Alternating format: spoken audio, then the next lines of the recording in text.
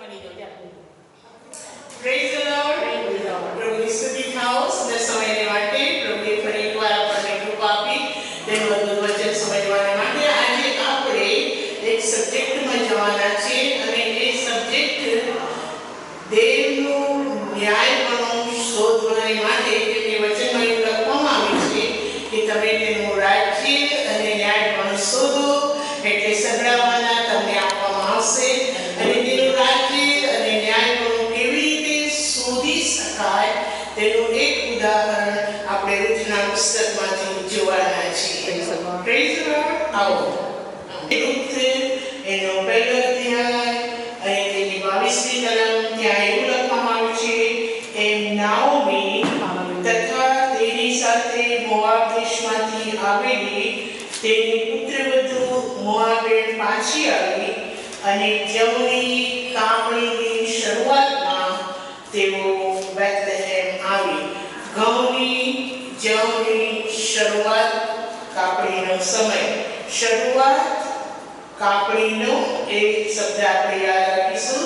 પછી રૂથ તેનો બીજો અધ્યાય અને 23મી કલમ માટે જવની તથા ઘઉંની કાપણીના અંત સુધી તે સડો વીણવા બોઆઝની વૃત્તિઓ પાસે ઘઉં અને જવ એની કાપણી થતા સુધી અંત સુધી શરૂઆત કાપણીની અને કાપણીનો અંત એને આજે આપણે જોવાના છીએ. પુસ્તક લખવામાં આવે છે પણ જ્યારે પ્રભુ ઈસુ ખ્રિસ્ત આવ્યો ત્યારે તેઓએ તેને સ્વીકાર્યું નહીં. પરંતુ રૂથનું પુસ્તક ઇસ્રાએલીઓ જ્યારે કાપણીની સીઝન હોય છે અને એ સીઝનને ઉજવવાને માટે એ લોકો આ પુસ્તક હંમેશા વાંચે છે.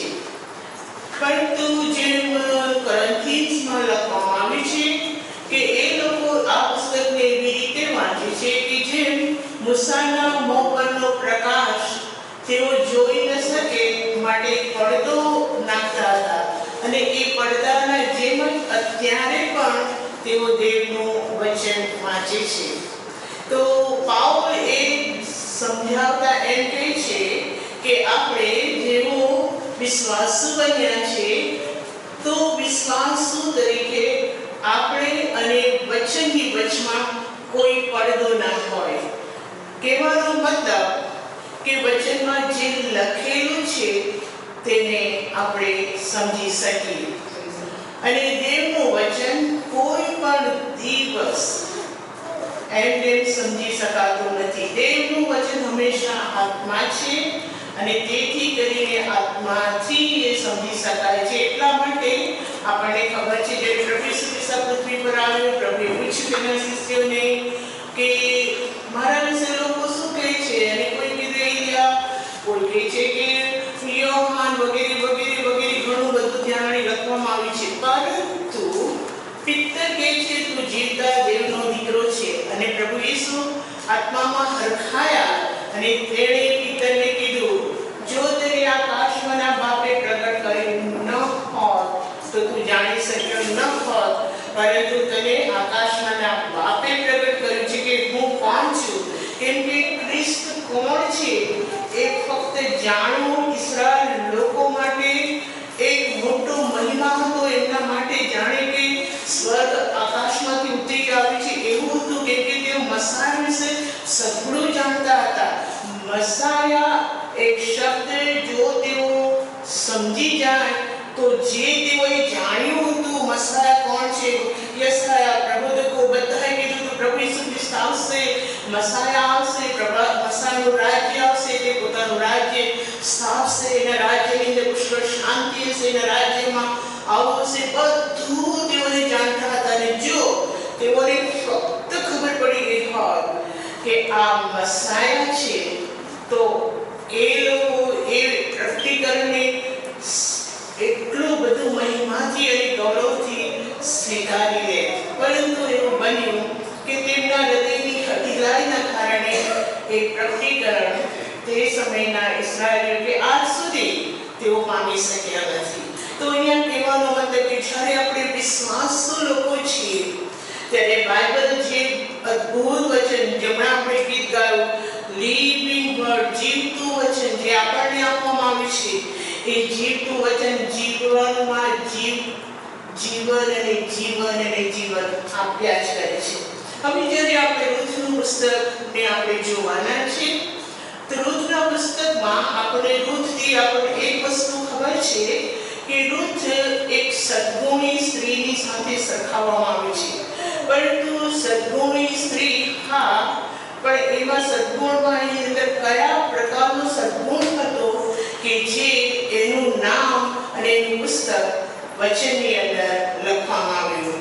પ્રભુની સ્તુતિ થાઓ, કેમ કે રૂથનું પુસ્તક એ દેવની મંડળીની સાથે સરખાવવામાં આવે છે કે જેમ રૂથ હતી, જેમ રૂથનું કેરેક્ટર હતું, બરાબર એવું જ કેરેક્ટર દેવની મંડળીનું હોવું જોઈએ.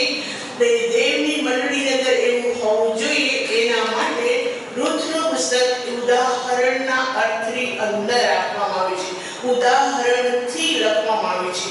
પરંતુ તે ઉદાહરણ આપણા વિશ્વાસીઓ માટે એની અંદરનો જે ખુલાસો છે, જે વાતની મરજી છે, શા માટે પવિત્ર આત્માએ આ રૂથનું વચન લખ્યું, એની એક કાનો માત્ર શા માટે પવિત્ર આત્માથી લખવામાં આવી, એ આપણા માટે ખૂબ અગત્યનું છે. તેથી કરીને હવે રૂથના પુસ્તકમાં આપણે કેવી રીતે દેવનું રાજ્ય અને દેવનું ન્યાય પણ શોધવું જોઈએ એના વિશે હજુ વધારે આપણે જોઈશું. આવો રૂથનું પુસ્તકને આપણે ખોલીશું અને રૂથના પુસ્તકમાંથી આપણે કોઈ કલમોને વાંચીશું.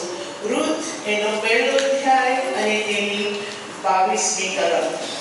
હવે જ્યારે આપણે 22મી કલમ વાંચવાના છે અને ત્યાર પછી રૂથ તેનો બીજો અધ્યાય અને 23મી કલમ આપણે વાંચવાના છે. જ્યારે આ બે કલમ આપણે વાંચીશું ત્યારે આપણે એ યાદ રાખીશું કે રૂથનું આખું પુસ્તક કયા સમયમાં લખવામાં આવ્યું છે. એ કયો સમય હતો કે જે સમયમાં રૂથનું પુસ્તક લખવામાં આવ્યું અને એનો સમય ત્યાં આગળ લખવામાં આવ્યો. એ સમય આપણા વિશ્વાસીઓ માટે ખૂબ અગત્યનો સમય છે, કેમ કે આ જ સમય વિશે આપણે જોવાના છે કે પ્રભુ ઈસુ ખ્રિસ્ત પોતે આ સમય વિશે સાક્ષી આપે છે. તેથી પહેલા રૂથનો પહેલો અધ્યાય હું 22મી કલમ વાંચું છું. ત્યાં એવું લખવામાં આવ્યું છે, એમ નાઓમી તથા તેની પુત્રવધુ રૂથ મોઆબિયન પાછી આવી અને જવની કાપણીની શરૂઆતમાં તેઓ બેથલેહેમમાં આવી. જવની કાપણીની શરૂઆત, જવની કાપણીની શરૂઆત એ શબ્દ હમણાં આપણા મનમાં ઠસાવી રાખીશું. કઈ જાતનો સમય રૂથના પુસ્તકમાં લખવામાં આવે છે. ત્યાર પછી રૂથ તેનો બીજો અધ્યાય અને તેની 23મી કલમ. આ રૂથ આવી એ આપણે વાંચી લીધું. હવે રૂથ કેટલો સમય બોઆઝના ખેતરમાં રહી એ સમય લખવામાં આવે છે. માટે જવની તથા ઘઉંની કાપણીના અંત સુધી તે સડો વીણવાને બોઆઝની યુવતીઓ પાસે રહી. તે પોતાની સાસુ સાથે રહેતી. જવની કાપણીના અંત સુધી શરૂઆતમાં આવી, જવની કાપણીની શરૂઆતમાં આવી અને એ આખા સમય એ રહી જવની કાપણીના અંત સુધી. તો કયો સમય જવની કાપણીનો અને કયો સમય જવની કાપણીનો અંત એ વચનમાં લખવામાં આવ્યો છે એને આપણે જોઈશું. લેવીની અંદર આવીશું. જો દેવે ઇસ્રાયેલ લોકોને પોતાના વિધિઓ, પોતાના નિયમો આપ્યા હતા અને એ નિયમોમાં દેવ બાપે તેઓને આજ્ઞા આપી હતી કે કયા સમયે તમારે કાપણી કરવી અને કેટલા સમય પછી એ કાપણીનો અંત આવશે. તેથી કરીને લેવી 23મો અધ્યાય 15 અને 16 કલમ આપણે વાંચીશું. અને તે સાબાતના બીજા દિવસથી, એટલે જે દિવસે તમે આરોગ્ય પૂર્ણની પૂરી લાવો ત્યારથી માંડીને 7 સાબાત પૂરા થાય ત્યાં સુધી તમારે ગણો. એટલે 7મા સાબાતના બીજા દિવસ સુધી 50 દિવસ તમારે ગણવા અને 50 દિવસે તમારે સારું યહોવાને નવો અર્પણ ચઢાવો. એટલે હવે અહીંયા ગાડી દિવસનો ટાઈમ નથી આપવામાં આવે છે કે જ્યારે તો પ્રથમ ફળની પૂરી પ્રભુને ચઢાવે અને એ પ્રથમ ફળની પૂરી તો પાકેલો અનાજ નહીં હોય, પણ એ અનાજ પોંક જેવું હશે અને તું દેવને પ્રથમ ફળ તરીકે પોંક ચઢાવ. એ બધી બાબતો લેવીની અંદર લખવામાં આવી છે. અને ત્યાર પછી જ્યારે તું પ્રથમ ફળને પોંક તરીકે ચઢાવશે ત્યારથી માંડીને તારે 7 અઠવાડિયા ગણવા અને 7 અઠવાડિયા પછી 50મો દિવસ આવશે અને 50મો દિવસ તમારે સારું જવની કાપણીનો અંતનો દિવસ છે. અને એ 50માના દિવસે તમારે ખૂબ આનંદ કરવો, કેમ કે બાઇબલમાં લખવામાં છે, જેમ દાઉદ કહે છે તે પ્રમાણે કાપણીની સિઝનમાં જે મહા આનંદ હોય છે એવો આનંદ તે મારા હૃદયની અંદર મૂક્યો છે. અને એથી કરીને આ 50 દિવસો ઇસ્રાયેલ લોકો માટે પ્રભુએ ખૂબ જ આનંદ કરવાના દિવસો આપ્યા, કેમ કે તેઓએ જે વાવ્યું હતું, જે તેઓએ ખેતરના માટે મહેનત કરી હતી, એ મહેનતની ફસલ હવે તેઓના કોઠારની અંદર ભરવાની હતી. અને તેથી કરીને તેઓનો એક મહા આનંદનો 50 દિવસો ખૂબ આનંદનો સમય તરીકે વચનની અંદર લખવામાં આવે છે. હવે આપણે આ બાબતોને આટલું જોઈ ગયા, પરંતુ એની એક બાબતો ફરીથી પ્રભુ ઈસુ ખ્રિસ્ત ઇસ્રાયેલ લોકોને યાદ દેવડાવે છે અને એને આપણે જોઈશું યોહાનની સુવાર્તા અને તેનો 4થો અધ્યાય. હવે જ્યારે તમે યોહાનની સુવાર્તા 4થા અધ્યાયમાં આવો છો ત્યાં એક બાબત એવી લખવામાં આવી છે, આપણને બધાને ખબર છે, એક સમૃદ્ધની સ્ત્રીની બાબત લખવામાં આવી છે. અને એ સ્ત્રીની સાથે પ્રભુ વાત કરે છે અને વાત કરતા પછી શિષ્યો આવે છે, શિષ્યોની સાથે વાત કરે છે અને આ વાર્તાલાપ આવી રીતે લખવામાં આવે છે. યોહાનની સુવાર્તા તેનો 4થો અધ્યાય અને હું એની 35મી કલમ વાંચું છું. તમે શું નથી કહેતા કે 4 મહિના પછી ફસલ આવશે? જુઓ, હું તમને કહું છું, તમારી આંખો ઊંચી કરીને ખેતરો જુઓ કે તેઓ કાપણીને માટે પાકી ચૂક્યા છે. પ્રભુ એક કાપણીનો શબ્દ બોલી રહ્યો છે. જ્યારે પ્રભુ કાપણીનો શબ્દ બોલી રહ્યો છે ત્યારે અહીંયા ગાડી આ કાપણી એ શબ્દ કહેવા માટે પવિત્ર આત્મા તેની મંડળીને શું કહી રહ્યો છે? હવે જે રૂથ વિશે લખવામાં આવ્યું કે રૂથ જવની કાપણીની શરૂઆતમાં બેથલેહેમમાં આવી અને ત્યાર પછી બોઆઝના ખેતરમાં કાપણીની શરૂઆતથી કાપણીના અંત સુધી રહી. અને હવે પ્રભુ એ કાપણીના સમયની કોઈ વાત કરી રહ્યો છે. હવે આપણે વિશ્વાસીઓ તરીકે સ્પષ્ટ સમજી લેવું જોઈએ કે હવે આપણે કાપણીના ટાઈમની અંદર આત્મિક ભાષામાં, આત્મિક ટાઈમમાં આપણે એ જ અઠવાડિયાઓમાં છે. કેમ કે પ્રભુ ઈસુ ખ્રિસ્ત એ બાપની પાસે ગયો. કેવી રીતે ગયો? પ્રથમ ફળની પૂરી તરીકે ગયો. જ્યારે તેઓ આકાશની અંદર પ્રથમ ફળની પૂરી એટલે કે જવની કાપણીની શરૂઆતમાં પ્રભુ ઈસુ ખ્રિસ્ત એ પ્રથમ ફળ બન્યો અને પ્રથમ ફળ તરીકે દેવ બાપની આગળ પોતાને અર્પણ કર્યું.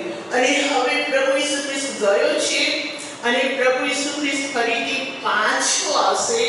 એ જે સમય આપણે વચનમાં આપણને સમજણ પડે છે એ બધા ટાઈમને કાપણીનો સમય કહેવામાં આવે છે. કેમ કે પ્રભુ ઈસુ ખ્રિસ્ત સ્પષ્ટ કહે છે કે ત્યારે બે પ્રકારની કાપણી વચનની અંદર લખવામાં આવી છે કે જ્યારે પ્રભુના સંતો પ્રભુના લોકો કાપણી માટે તૈયાર થઈ ગયા હશે ત્યારે પ્રભુ કહે છે કે રણસિંગડું વાગશે અને તેના લોકો આકાશમાં ઉપાડાઈ લેવાશે, એટલે કે પ્રભુના લોકો એક જવની કાપણી તરીકે, ભંડાર તરીકે દેવના રાજ્યની અંદર જશે, એવો એનો અર્થ થાય છે. પણ બીજી કાપણી લખવામાં આવી છે અને એને જજમેન્ટના અર્થમાં, ન્યાયના અર્થમાં લખવામાં આવી છે કે દૂતો જ્યારે કાપણીનો આપશે ત્યારે એને ન્યાયના અર્થમાં લખવામાં આવી છે. પણ આપણે વિશ્વાસીઓને માટે એ કાપણીનો સમય એવી રીતે લખવામાં આવે છે કે પ્રભુ ઈસુ ખ્રિસ્ત આપણું પ્રથમ ફળ છે અને આ બધા દિવસોને આત્મિક ભાષામાં 50 દિવસ તરીકે ગણવામાં આવ્યા છે. તેથી કરીને આ 50 દિવસોની અંદર એ આપણું આત્મિક જીવન એ પવિત્ર આત્માનો નગર હોવાના કારણે આપણે હવે પવિત્ર આત્માની સિઝનમાં, પવિત્ર આત્માના પરાક્રમમાં આપણે ચાલી રહ્યા છીએ. હવે અહીંયા આગળ આપણે એક બાબત સ્પષ્ટ રીતના એટલું જોયું કે રૂથના સિદ્ધાંતમાં એક કાપણીનો સમય બતાડવામાં આવ્યો છે અને આજે આપણે દેવનું ન્યાયપણું એટલે શું અને દેવનું રાજ્ય અને ન્યાયપણું શોધવું એને હવે પાઉલ કેવી રીતે સમજાવે છે એને આપણે જોઈશું. રોમિયોનો પત્ર તેનો 7મો અધ્યાય અને 1 થી 5 કલમને આપણે વાંચીશું અને ખૂબ જ ધ્યાનથી વાંચીશું, કેમ કે રોમિયોનો પત્ર 7મો અધ્યાય 1 થી 5 કલમની અંદર પાઉલ એવું જ કશું સમજાવી રહ્યો છે કે રૂથ કોણ હતી. રૂથને જો આપણે જોઈએ તો રૂથ પહેલા તો પરણેલી સ્ત્રી હતી. એ પરણેલી સ્ત્રી હતી અને એનો પતિ મૃત્યુ પામ્યો. હવે રૂથ વિધવા હતી. રૂથ વિધવા હતી અને રૂથ વિધવા હતી ને હવે ફરીથી તેનું લગ્ન થવાનું છે. એ આખું ઉદાહરણ કેવી રીતે પાઉલ સમજાવી રહ્યો છે એ અર્થમાં આપણે રોમિયોનો પત્ર 7મો અધ્યાય અને 1 થી 5 કલમ વાંચીશું. ત્યાં આમ લખવામાં આવ્યું છે, વળી ભાઈઓ, શું તમે નથી જાણતા કે નિયમ શાસ્ત્ર જાણનારા પ્રત્યે હું બોલું છું? નિયમ શાસ્ત્ર જાણનારાઓ પ્રત્યે હું બોલું છું કે જ્યાં સુધી માણસ જીવે છે ત્યાં સુધી તેના પર નિયમની સત્તા હોય છે. કેમ કે જે સ્ત્રીને પતિ છે તે પોતાના પતિના જીવતા સુધી નિયમથી બંધાયેલી હોય છે, પણ જો તેનો પતિ મરી જાય તો તે નિયમથી મુક્ત થાય છે. હવે પતિના જીવતા જો તે બીજો પતિ કરે તો તે વ્યભિચારી કહેવાશે, પણ જો તેનો પતિ મરી જાય તો તે નિયમથી મુક્ત થાય છે. તેથી જો તે બીજો પતિ કરે તો પણ તે વ્યભિચારી નથી. હવે જે લખેલું છે પાઉલ એને સમજાવી રહ્યો છે. એમ જ મારા ભાઈઓ, તમે પણ ખ્રિસ્તના શરીર દ્વારા નિયમ શાસ્ત્ર સંબંધી મુયેલા થયા છો, જેથી તમે બીજાના એટલે જે મુયલામાંથી પાછો ઉઠ્યો છે તેના જેવા થાઓ, જેથી આપણે દેવને અર્થે ઘણા ફળ ઉત્પન્ન કરીએ. પાઉલ શું કહી રહ્યો છે? પાઉલ એક બાબત એવી રીતના સમજાવી રહ્યો છે રૂથના ઉદાહરણથી. રૂથનું જાણે કે ઉદાહરણ લેતો હોય એવી રીતના, કેમ કે રૂથને પહેલા પતિ હતો, હવે રૂથને પતિ નથી અને હવે રૂથને બીજો પતિ કરવાનો છે. એ બધી બાબતો કેવી રીતના પાઉલ સમજાવી રહ્યો છે. એક નિયમ શાસ્ત્રને લીધું છે.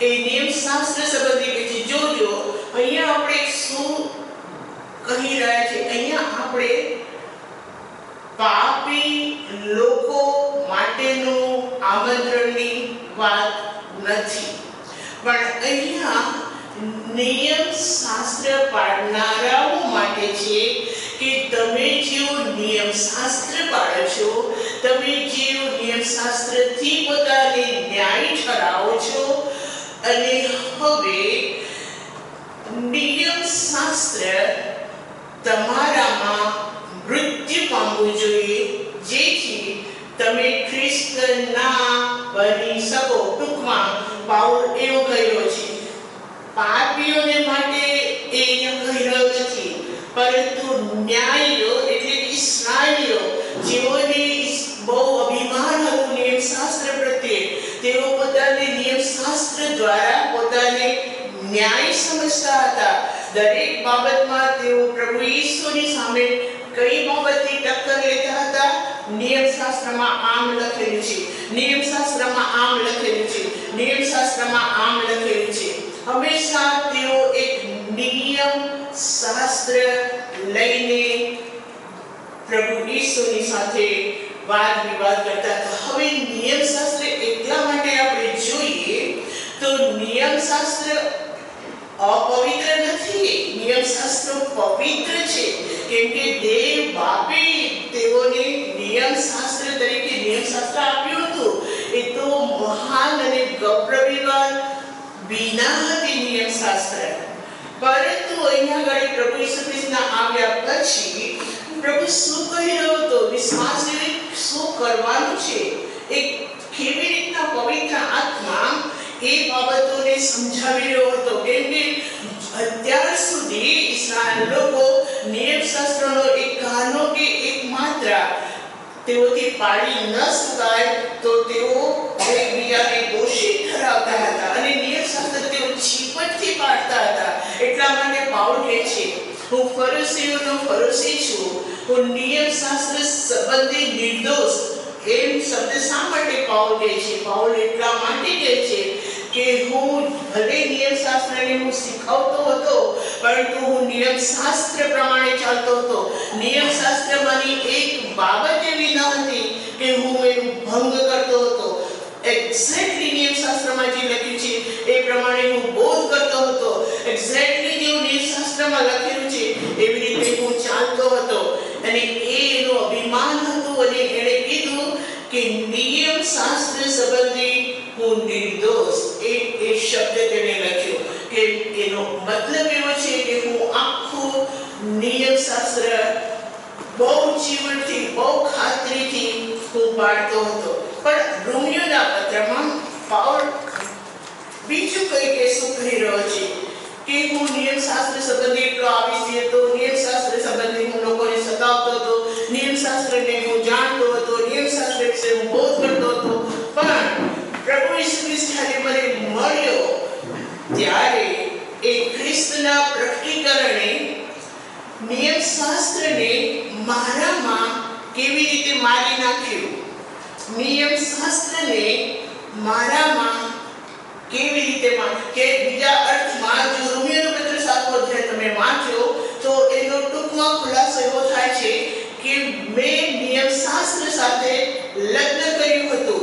આખા ઇસ્રાયેલના વિશે કહે છે કે અમે જ્યારે પતિ અને પત્ની નિયમ શાસ્ત્ર અને પ્રભુ ઈસુ એ ચાર શબ્દ પાઉલ વાપરી રહ્યો છે ત્યારે તે એવું કહી રહ્યો છે કે મેં નિયમ શાસ્ત્ર સાથે લગ્ન કર્યું હતું. ઇસ્રાયેલ લોકોએ નિયમ શાસ્ત્ર સાથે લગ્ન કર્યું હતું એવો એનો ખુલાસો થાય છે. રોમીયો પત્ર 7મો અધ્યાય જો તમે ફરીથી ધ્યાનપૂર્વક વાંચો તો એનો ખુલાસો આવી રીતે છે. પણ મારામાં નિયમ શાસ્ત્ર મરી ગયું, કેમ કે શું કહે છે? પહેલો પતિ જો મરી જાય તો તે બીજા પતિને પરણવા માટે સ્વતંત્ર છે. એનો કહેવાનો મતલબ હવે જે આખું નિયમ શાસ્ત્ર હતું, દેવે આપ્યું હતું, બધું જ હતું, પરંતુ હવે એ નિયમ શાસ્ત્ર પ્રમાણે ચાલવાનું નથી. નિયમ શાસ્ત્ર મારામાં એક પતિ તરીકે હતું અને હવે હું નિયમશાસ્ત્ર સંબંધી વૃત્તિ પામ્યો છું. જો કેવી રીતે લખ્યું છે, ફરીથી આપણે વાંચીએ. આ જ અન્ડરસ્ટેન્ડિંગમાં આ પ્રમાણે લખ્યું છે, ભાઈઓ, તમે જાણતા નથી કે નિયમશાસ્ત્ર જાણનારા પ્રત્યે હું બોલું છું કે માણસ જીવે છે ત્યાં સુધી તેના પર નિયમની સત્તા હોય છે. કેમ કે જે સ્ત્રીને પતિ છે તે પોતાના પતિના જીવતા સુધી નિયમથી બંધાયેલી છે. એટલે કે હું અને ઇસ્રાયેલ લોકો નિયમથી પતિની સાથે બંધાયેલા છીએ એવું ટૂંકમાં એનો મતલબ થાય છે. અને જો તેનો પતિ મરી જાય તો તે પતિના નિયમથી મુક્ત થાય છે. અને પછી 4th કલમમાં એક ખુલાસો આપે છે, એમ જ મારા ભાઈઓ, તમે પણ ખ્રિસ્તના શરીર દ્વારા નિયમ શાસ્ત્ર સંબંધમાં મૂકેલા થયા છો. અહીંયા સ્પષ્ટ પાઉલ નિયમશાસ્ત્ર સંબંધી ખુલાસો આપે છે કે તમે નિયમશાસ્ત્ર સંબંધમાં મોયેલા થયા છો અને તમારો બીજો પતિ છે તેનું નામ પ્રભુ ઈસુ ખ્રિસ્ત પોતે છે. હવે જ્યારે તમારો બીજો પતિ પ્રભુ ઈસુ ખ્રિસ્ત પોતે છે તો વચનમાં એવું લખવામાં આવ્યું છે કે દેવ આત્મા છે અને જ્યાં દેવ આત્મા છે ત્યાં સ્વતંત્રતા છે. તો હવે આપણને આત્માનો નિયમ આપવામાં આવ્યો છે. આત્માનો નિયમ જે નિયમ સ્વતંત્રતાનો નિયમ છે, એ સ્વતંત્રતાનો નિયમ આપણને આપવામાં આવ્યો છે. હવે જ્યારે આપણને સ્વતંત્રતાનો નિયમ આપવામાં આવે છે પવિત્ર આત્મા દ્વારા, તો એનો મતલબ શું થાય? જ્યારે આપણે દેવ બાપની પાસે આવીએ છીએ ત્યારે એટલો બધો કૃપા અને દયાનો સમય પ્રભુ બાપે આપણને આપ્યો છે કે જેવી રીતના વચનમાં લખવામાં આવ્યું છે કે જે માણસ પહેલામાં પહેલા પાપી માણસ ખ્રિસ્તની પાસે આવે તો ફક્ત તેને શું કરવાનું છે? તેના પાપોની કબૂલાત કરવાની છે. પ્રભુ ઈસુ ખ્રિસ્ત મારો તારણહાર છે એનું તેને સ્વીકાર કરવાનો છે. બસ એટલામાં તે તારણ પામશે. બહુ લાંબો પ્રોસીજર એને બતાવ્યો નથી, પરંતુ ખરા હૃદયથી જે પસ્તાવો કરશે અને પ્રભુ ઈસુ ખ્રિસ્ત તેનો તારણહાર છે એવું સ્વીકાર કરશે તે તારણ પામશે. બહુ જ નાની વિધિ બતાવી છે, ખૂબ જ નાનું. બસ એટલું જ કરવાથી માણસ નવો જન્મ પામે છે એમ વચનમાં લખવામાં આવ્યું છે. હવે આપણને જે આમંત્રણ આપવામાં આવ્યું છે, આજે આપણે જે ન્યાયપણાને જોઈ રહ્યા છીએ એ સ્વતંત્રતાના આત્માના સ્વતંત્રતાનો ન્યાયપણું જોઈ રહ્યા છે. હવે અહીંયા આગળ જ્યારે એક જ સેન્ટન્સથી પાપી માણસ ન્યાયી બને છે, તો જ્યારે આપણને એક પ્રકારનું આમંત્રણ પવિત્ર આત્મા દ્વારા આજે આપણને આપવામાં આવ્યું છે અને એ આમંત્રણનો અર્થ આવો થાય છે. જ્યારે આપણે પ્રભુ પાસે આવે છે ત્યારે આપણું હૃદય જો આપણને દોષી ઠરાવતું હોય અથવા તો કોઈ વ્યક્તિ આપણને દોષી ઠરાવતું હોય તો પવિત્ર આત્માનો નિયમ છે, પવિત્ર આત્માનો સિદ્ધાંત છે કે જો કોઈ પણ વ્યક્તિ, જે કોઈ વિશ્વાસુ હોય તેણે દોષી અંતઃકરણથી પ્રભુ પાસે ના આવવું. કેમ કે પ્રભુ એટલો બધો વિશાળ, એટલો બધો દયાળુ અને કૃપાળુ છે. જે સમયે આપણે ખરા અંતઃકરણથી દેવ બાપની પાસે આવે છે, બાપને કહે છે, બાપ તું મારો બાપ, મારો દેવ, મારો પ્રભુ છે અને મને તારી જરૂર છે. જ્યારે આપણે ખરા અંતઃકરણથી બીજાઓને દોષી ઠરાવ્યા વગર, પોતાને દોષી ઠરાવ્યા વગર પ્રભુની પાસે આપણે આવે છે, પવિત્ર આત્મામાં આપણે રહીએ છીએ, તે પ્રાર્થનાનો આત્માના સ્વતંત્ર નિયમમાં આપણી એ પ્રાર્થનાનો સ્વીકાર કરવામાં આવે છે. અને જ્યારે આપણે એ લેબલની અંદર આવીએ છીએ ત્યારે એવી અદ્ભુત દયા, એવી અદ્ભુત કૃપા, એવો અદ્ભુત આનંદ, એવી અદ્ભુત આપણને દેવના ન્યાયપણાનો આપણને અનુભવ થાય છે. એ અનુભવ જે એનો અનુભવ કરે છે તેને જ ખબર છે કે એ કયા પ્રકારનું દેવ અને માણસની સાથે એક નિકટતાનો સંબંધ છે. કેમ કે વચનમાં એ પવિત્ર આત્માના સ્વતંત્રતાનો નિયમ, એ પવિત્ર આત્માના સ્વતંત્રતાનો નિયમ કોઈ શીખવાડી શકતું નથી જ્યાં સુધી આપણે પર્સનલી પોતે એ સ્વતંત્રતાનો અનુભવ ના કરીએ ત્યાં સુધી.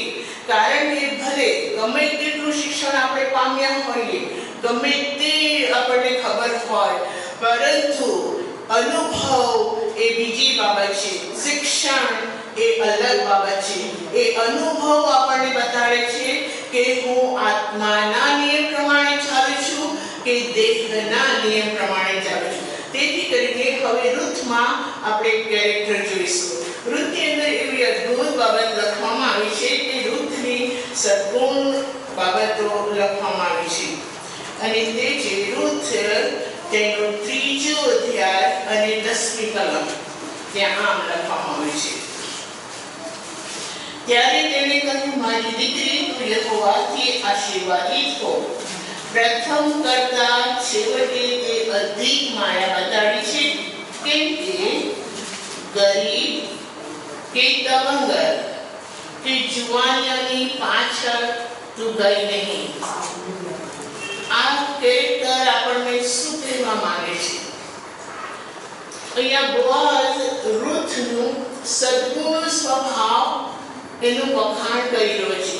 બોઆઝે શરૂઆત જવની કાપણીના શરૂઆતથી જવની કાપણીના અંત સુધી રૂથને બરાબર તેણે ઓબ્ઝર્વ કરી અને રૂથને બરાબર જોઈ. રૂથ કોણ છે તેણે એમ પણ જોયું કે તેણે થાક્યા વગર એણે કામ કર્યું છે. તેણે એમ પણ જોયું કે રૂથ સદગુણી સ્ત્રી છે. પરંતુ અહીંયા જે બાબત લખવામાં આવી છે એ બાબત આપણા રાજ્ય, દેવનું રાજ્ય જેને આપણે શોધીએ છીએ તેનો સદગુણ છે. તું ગરીબ કે તવંગર કે જુવાનિયા, આ ત્રણેય પ્રકારના હસબન્ડનું કેરેક્ટર છે. તું આમાંથી કોઈને તે શોધ્યો નહીં, પરંતુ તું જે તે તારામાં જે સદગુણ જોયો તે એ હતો કે તું તારી સાસુને વિશ્વાસુપણે વળગી રહી. હવે રૂથને આપણે જોઈએ.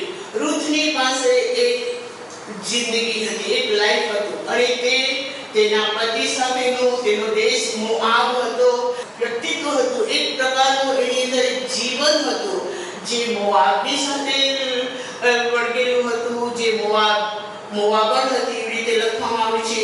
બીજી રીતે કહીએ તો એ મોઆબના બધું તે જાણતી હતી, પરંતુ જે દિવસે તેણે તેના પતિની સાથે લગ્ન કર્યું એ દિવસે ન કેવળ તેના પતિને તે વિશ્વાસુ રહી, પરંતુ એમ લખવામાં આવ્યું છે કે એની સાસુને પણ તેણે ન છોડી. એક જાતનું એનો વિશ્વાસુપણાનું કેરેક્ટર રૂથની અંદર આપણે જોઈએ છીએ.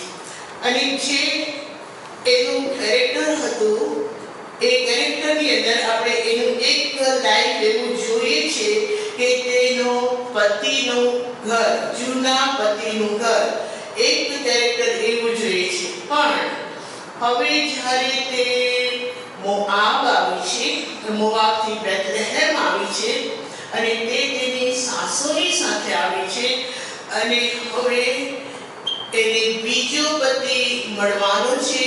એ બધી બાબતો નાઓમી તેને શીખાડી રહી છે. નાઓમી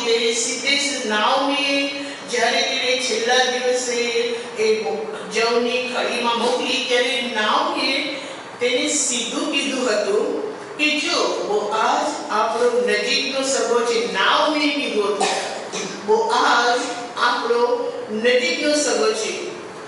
પરંતુ જ્યારે રૂથે બોઆઝને કીધું, જે પ્રમાણે નાઓમીએ કીધું હતું તે પ્રમાણે તે રાત્રે એને બોઆઝની સાથે વાત કરી, પરંતુ બોઆઝને જો આપણે જોઈએ તો બોઆઝ તેને કહે છે, ના, હજુ પણ તારો એક નજીકનો સગો છે અને કાલે હું નજીકના સગાની જોડે વાત કરીશ. અને નજીકના સગાને કહેવામાં આવ્યું કે જો નાઓમી જે મોઆબ દેશથી આવી છે એની પાસે જમીન છે અને એ જમીન નાઓમીના છોકરાની છે. અને જ્યારે નાઓમી એ જમીનને વેચવાનું કહે છે, પેલા માણસને તમે બધું આપણે વાંચી શકતા નથી, પણ એ માણસને નજીકના સગાએ કીધું કે હા, હું એ જમીનને વેચાતી લઈશ. અને બોઆઝે કીધું, જો જ્યારે તું એ જમીનને વેચાતું લેશે ત્યારે તારે રૂથની જોડે લગ્ન કરવું પડશે. અને પછી તરત જ એ માણસ કહે છે, ના, હું એમ કરી શકતો નથી. રખીને હું મારા વતનને ખલેલ પહોંચાડું માટે હું રૂથની સાથે લગ્ન કરી શકતો નથી. અહીંયા આપણને પવિત્ર આત્મા શું બતાવે છે? પવિત્ર આત્મા આપણને એવું બતાડે છે કે નાઓમીએ તો પહેલા કીધું હતું, બોઆઝ તારો નજીકનો સગો છે.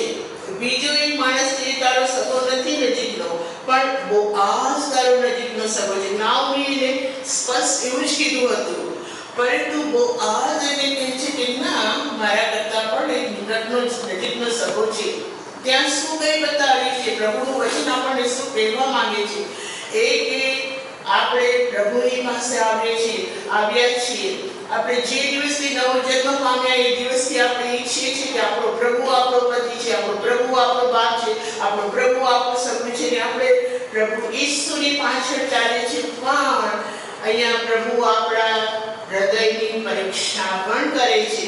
પરીક્ષા એ છે કે તારો નજીકનો એક સગો છે. કોણ છે નજીકનો સગો? આપણો દેહ છે, આપણી દેહની ઈચ્છાઓ છે, આપણા દેહના કઈ બાબતો છે. આપણે કોની સાથે લગ્ન કર્યું છે? બીજા અર્થની અંદર આપણા હૃદયની અંદર કયા પ્રકારની આધીનતા છે પ્રભુ પાસે, એ બતાવવા માટે લખ્યું છે કે તે એને એ પણ કહેવે છે કે ના, તેના કરતા બી. અને ત્યાર પછી એ નજીકના સગાએ જે જવાબ આપ્યો એ બધું આત્મિક શિક્ષણ છે. એને કહે છે કે હું એને સ્વીકારી શકતો નથી. બરાબર, પ્રભુ એ જ પ્રમાણે કહે છે કે હંમેશા જો તમારી જે દૈહિકતા છે એ શેતાન તરફથી આવે છે અને એમાંથી તમને કોઈ ફાયદો થતો નથી, કેમ કે શેતાન મારી નાખવા, ચોરી કરવા, નાશ કરવા સિવાય બીજા કોઈ હેતુથી આવતો નથી. એ બાબતો સીધી વચનની અંદર લખવામાં આવી છે. પ્રભુ આપણો નિકટનો અને સર્વસ્વ દેવબાપ છે.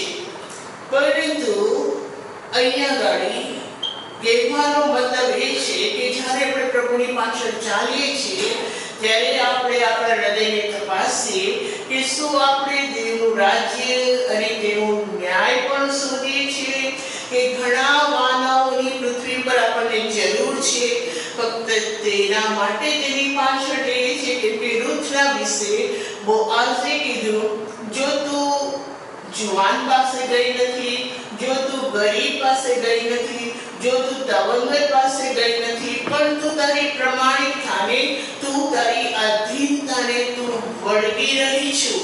એ બાબતો આપણને સ્પષ્ટ રીતના એવું બતાડે છે કે કેટલી બધી વખત પ્રભુનું ન્યાયપણું પામવાને માટે આપણે આપણી સમસ્યાઓ તરફ જવાનું નથી, તેની પાછળ જવાનું નથી.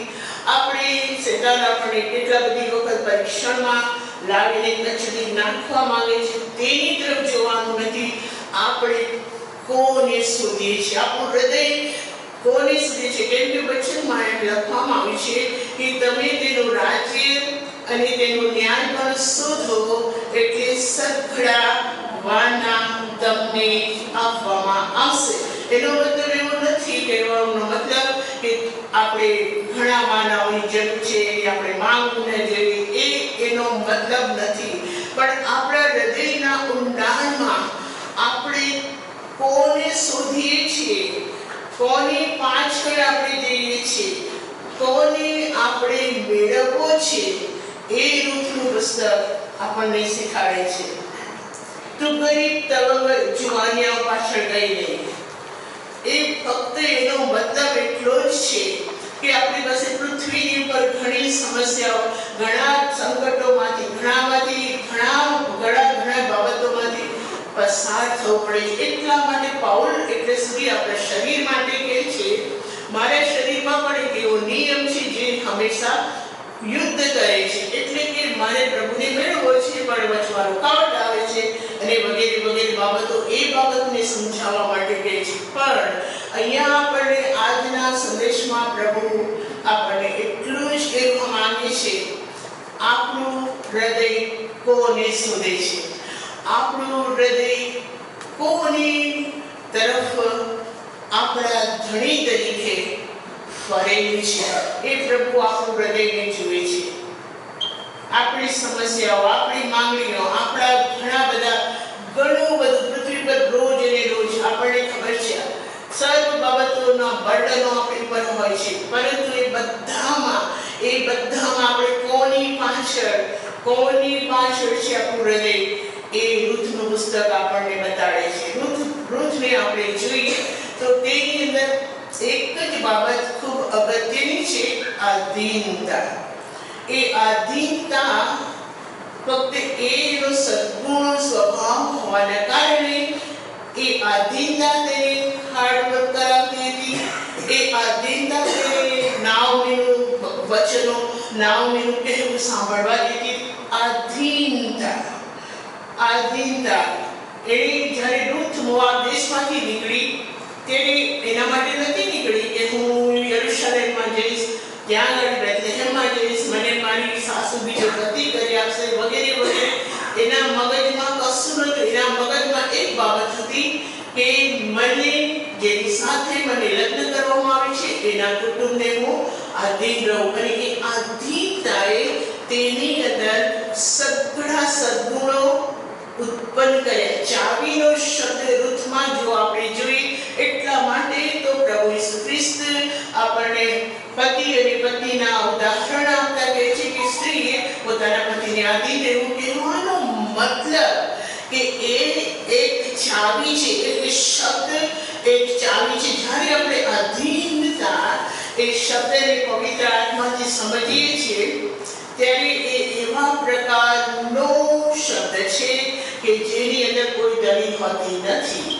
એ પ્રકારનો શબ્દ છે. હું આપણા પતિઓ માટે નથી કહેતી, આપણા પતિઓ સાથે આપણે ઘણું આર્ગ્યુમેન્ટ કરીએ છીએ, એ બાબતને હું અત્યારે નથી કહેતી.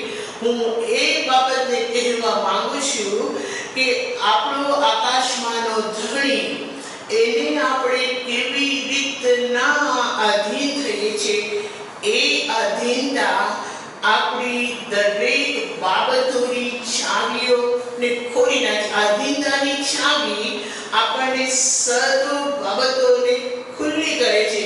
કેમ કે રૂથની અંદર એક આધીનતા હતી. એ આધીનતા એને ત્યાં આગળ પહોંચાડી.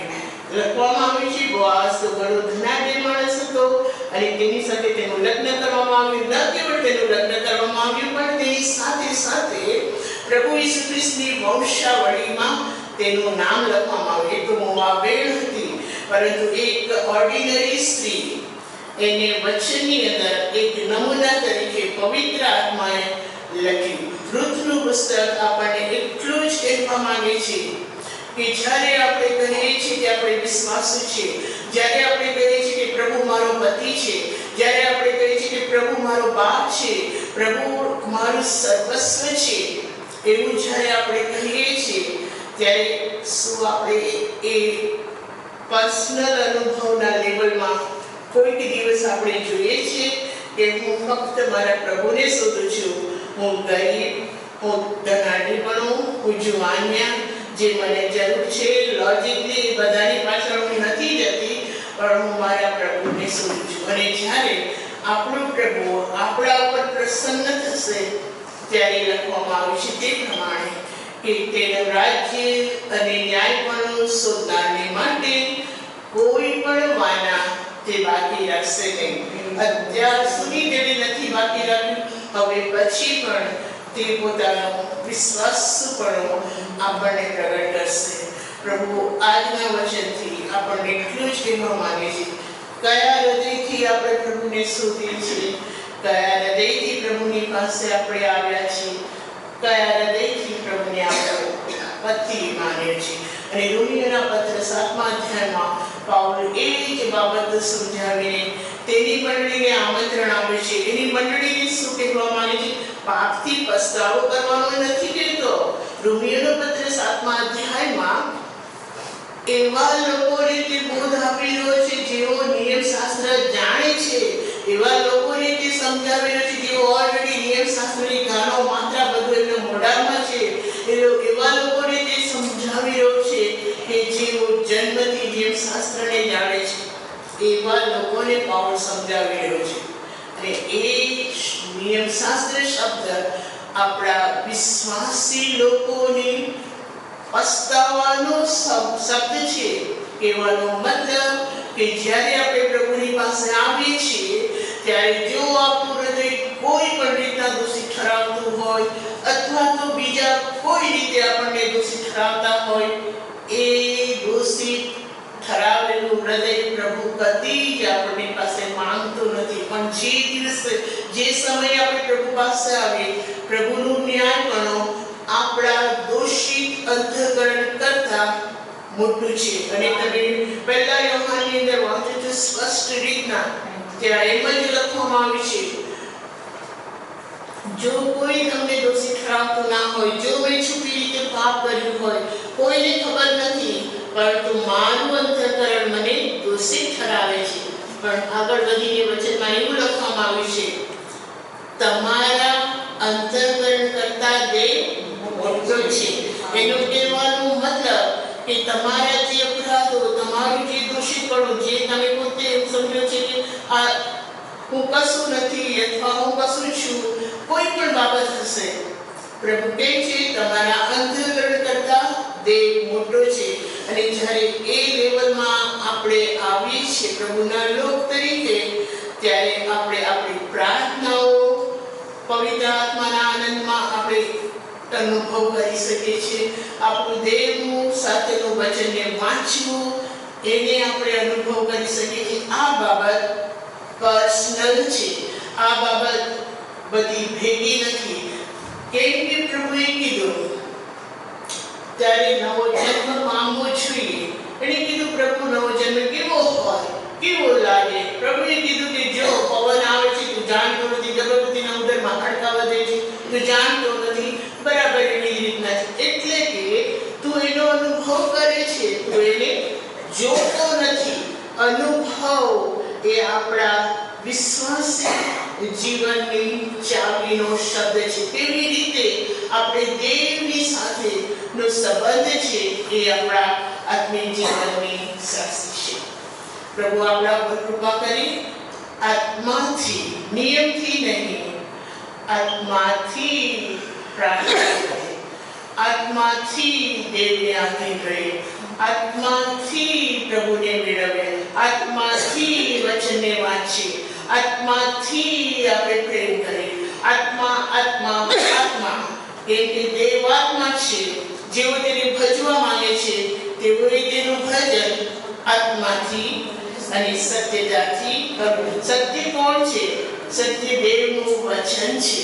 અને તેથી કરીને સત્ય બતાવનાર દેવનું વચન છે અને પવિત્ર આત્મા, એ બંને ભેગા થઈને આપણી અંદર એક આત્મિક વ્યક્તિત્વ ઉત્પન્ન કરે છે.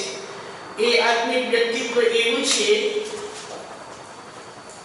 આપણે જ્યારે પોતાને આત્મિક સમજીએ છીએ ત્યારે આપણી અંદર ટોટલ બે મનુષ્યત્વ છે. એક આપણું દૈહિક મનુષ્યત્વ, એ દેહની અંદર એક આત્મિક મનુષ્યત્વ છુપાવવામાં આવે છે. ટોટલ એ આત્મિક મનુષ્યત્વ એને આપણે જો સમજવા માંગીએ તો એવી રીતના એક શાંત થઈને બેઠેલું છે. એ આત્મિક મનુષ્યત્વ જો આપણે એવું સમજીએ કે હું પાપ કરું છું તેથી મારું આંતરિક મનુષ્યત્વ બી પાપ કરે છે, ના, એ મનુષ્યત્વ પવિત્ર આત્મા દ્વારા આપણી અંદર ઉત્પન્ન કરવામાં આવે છે. એટલા માટે ઉત્પન્ન કરવામાં આવે છે કે તે આપણને કહે કે આ રસ્તો છે, આ પ્રમાણે ચાલ. એટલા માટે તે આપણને કહે કે આવી રીતે તારે પ્રાર્થના કરવી જોઈએ. એટલા માટે કે તે આપણને કહે કે આવી રીતે તારે વચન વાંચવું જોઈએ. કેટલી લખવામાં આવ્યું છે કે તમારામાં વસેલા પવિત્ર આત્માને તમે ખિન્ન ન કરો. ખિન્ન ન કરો એનો મતલબ એવો છે કે જ્યારે આપણે આપણા દૈહિક મનુષ્યત્વથી એ અંદર બેઠેલું આત્મિક સ્પિરિચ્યુઅલ મનુષ્યત્વ એને આપણે ખીજવીએ છીએ, આપણે એને ખિન્ન કરીએ છીએ, તો પણ પ્રભુ તેની મહાનતાથી આપણે રોજ ને રોજ તારીફ આપતો રહે છે, રોજ ને રોજ દયા કરતો રહે છે. એ પ્રભુનો મહિમા અને ગૌરવ છે. પણ પ્રભુની નજર એ આત્મિક મનુષ્યત્વ ઉપર છે અને એ આત્મિક મનુષ્યત્વના કારણે આપણા દેશને જે જરૂર છે તે આપણને પૂરું પાડે છે.